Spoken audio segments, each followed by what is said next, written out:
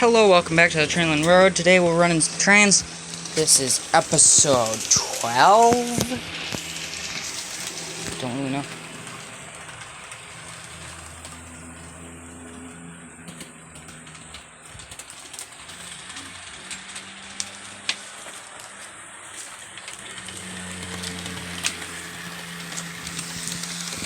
I don't think I'll be doing any more of the stories because A, I don't know a lot of the history of most of my locomotives, and B, it's just so. And I will make sure to do more of these videos.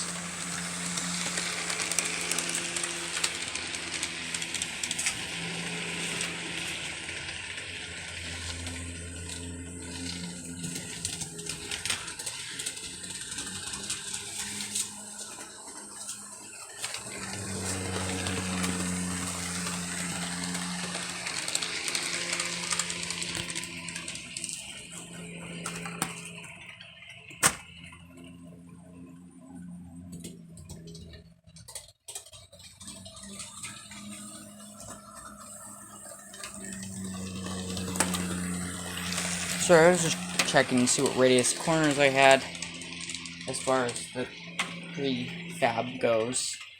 I have no idea what the radius of that corner or that corner is, but I've reduced the radius in that one and adjusted that one so that they perform similar to 18-inch. So I don't know.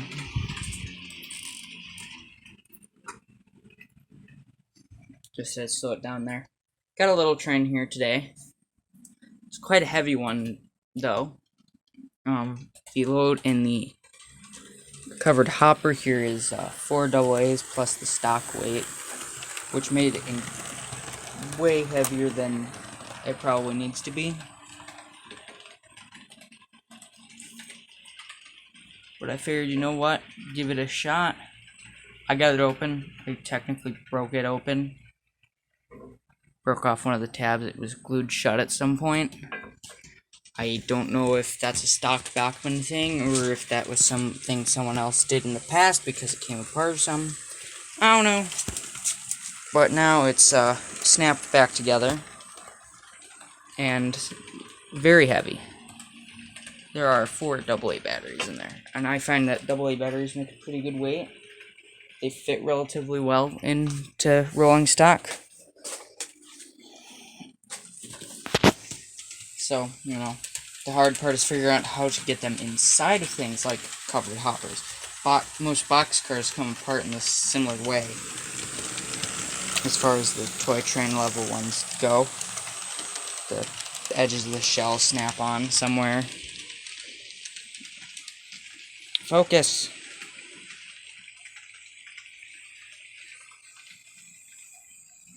I think we're gonna pull this one in to a stop.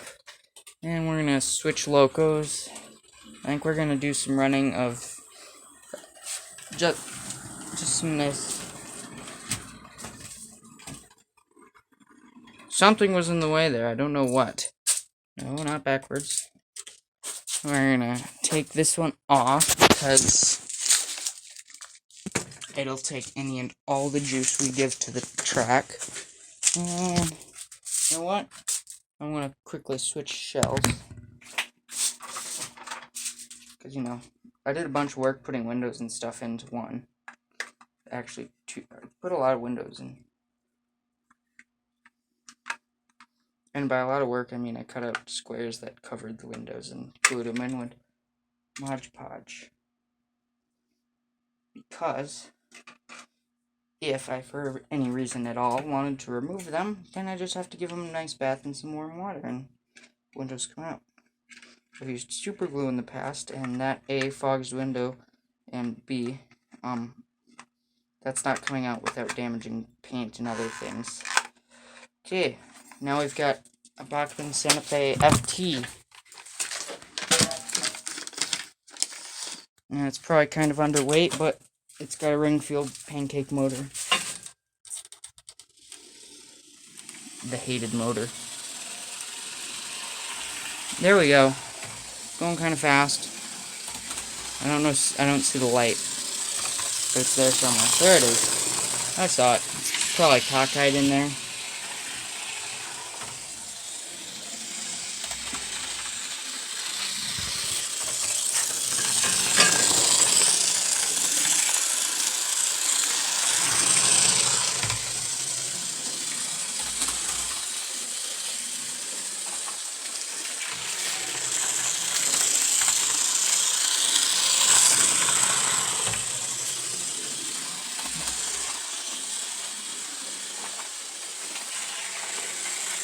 So what I used to, I'll tell you guys what I use to make windows and things as far as locomotives go. So if I don't have any glass Mod Podge, so I don't use that for windows often, although I did put them in a dummy that is supposed to simulate being old and abandoned and stuff.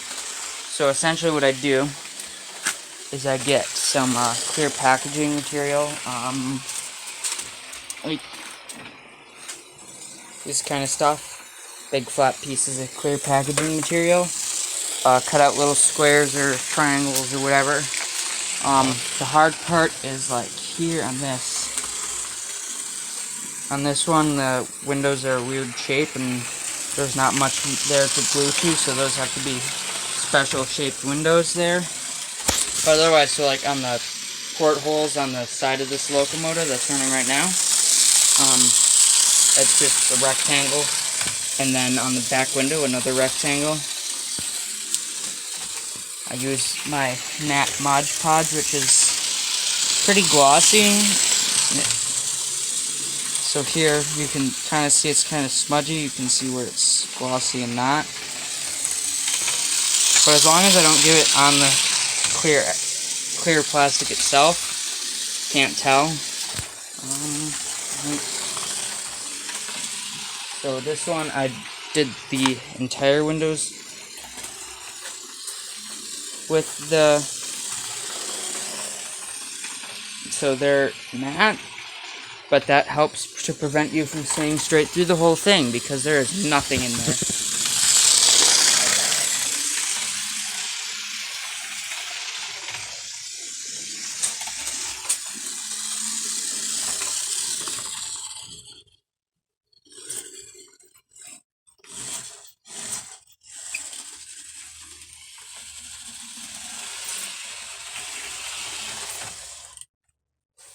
I fixed cracked gear on this one, so. Okay, move this gondola. Bring this out because that's easier than trying to back up. Grab the caboose and get it back on track. So here we've got a Tyco bulkheaded flat car, a Cox flat car, a Cox tipper log car, and a Bachmann caboose, pulled by a Bachmann FT locomotive with the Ringfield motor. Let's see how this goes. All these cars are pretty light, so I don't have too much fear. Yep, there she goes.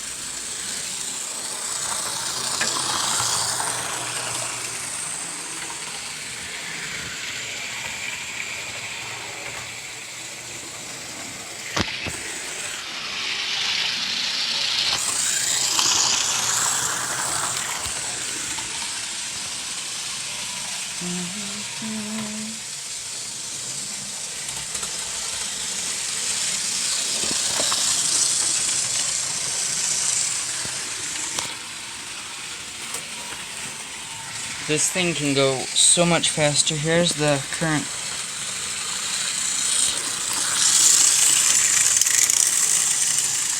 So that's where this throttle is.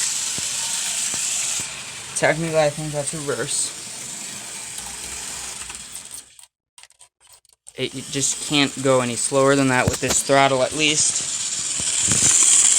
It's difficult to get it to do that at 2. So this is probably the slowest speed I can get right now. Quick tip.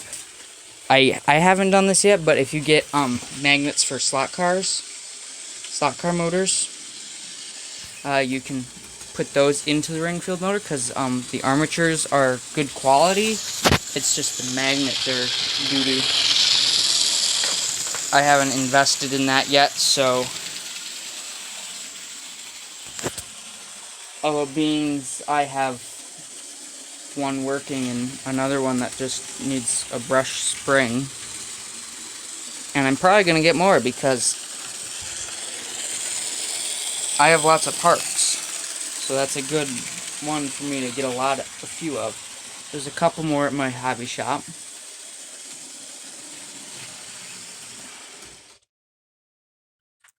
Okay, now comes the part where I have to give it a push very quickly, because I don't appreciate burnt out motor, and I've had one of these burn out before.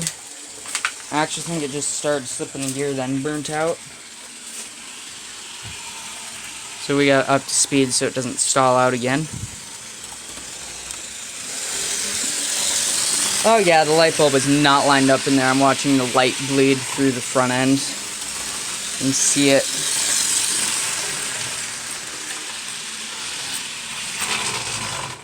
Whoa, whoa, whoa, whoa, whoa. Okay, we stopped. Something just derailed big time.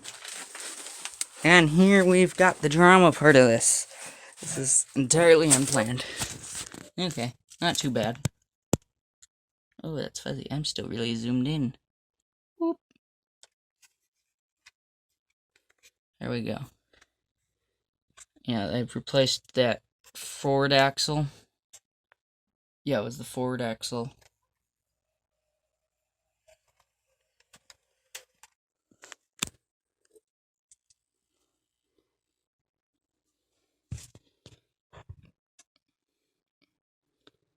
Kind of cool shot. Ooh, it gets better. There we go. There's a good shot of that. Might have to change channel logo thing. I don't know.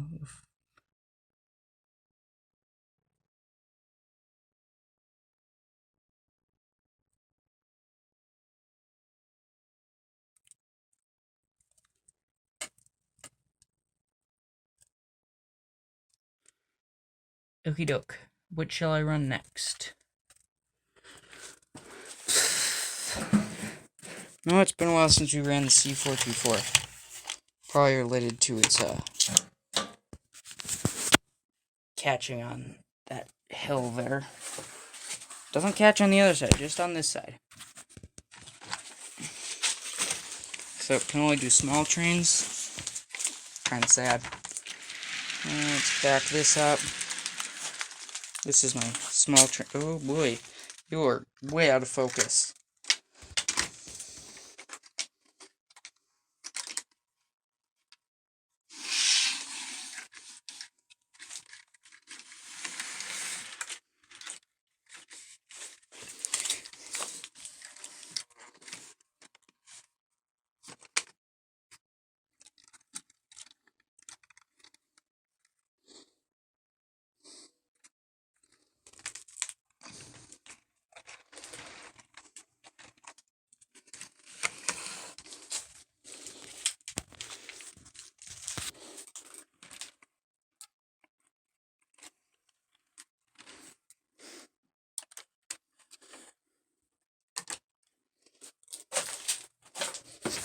See if she'll go.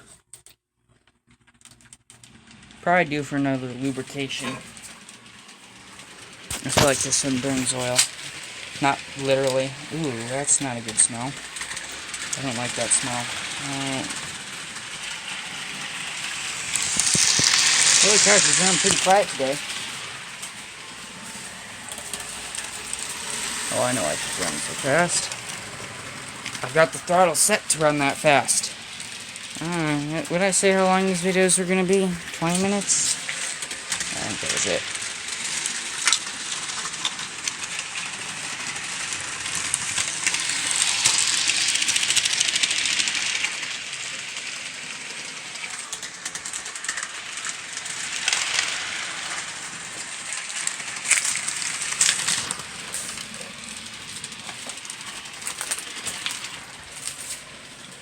I should get a piece of paper and tape it around that lamp so that it's more of a diffused light.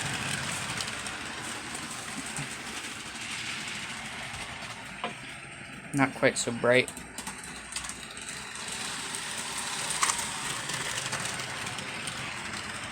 Going kind of fast here today.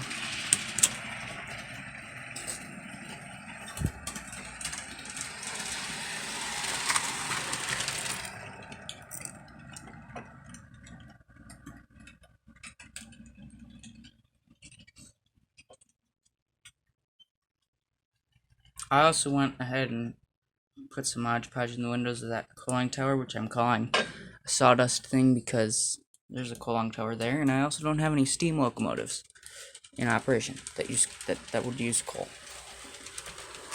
So, you know.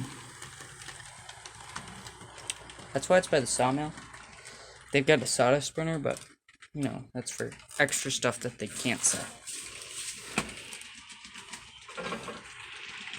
I think I've still got some work to do on the pilots of this one because of how low down they are.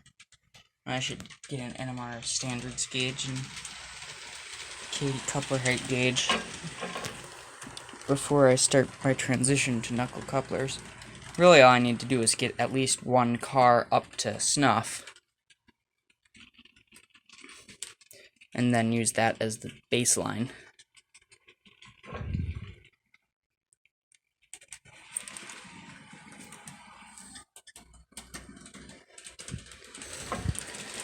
I think that might be all for today's video. A little bit of a shorter one.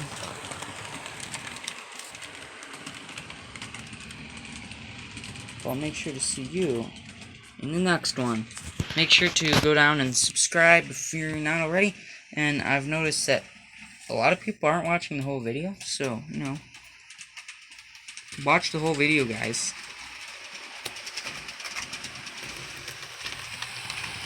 Bye.